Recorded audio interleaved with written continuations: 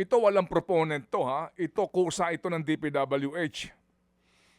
Yes po, after po nung bumagsak ito ng October ng 2022, ni-request ko na po agad ito ng funding. Although hindi po napunduhan ng 2023, yun naman hong 2023 na taon na yon, ginamit namin para mag-soil exploration, gawin yung design ng tulay. And then 2024 ho napunduhan.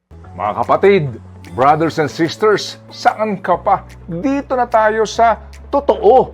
Dito na tayo sa True FM. Mga kapatid, mag-subscribe and follow po kayo sa social media accounts ng True Network PH. Yan po kami, hanapin nyo lang True Network PH, Facebook, Instagram, YouTube, TikTok, and podcast.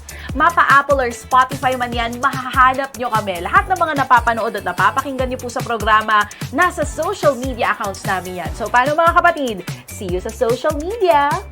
Dito tayo sa totoo, tunay at tapat.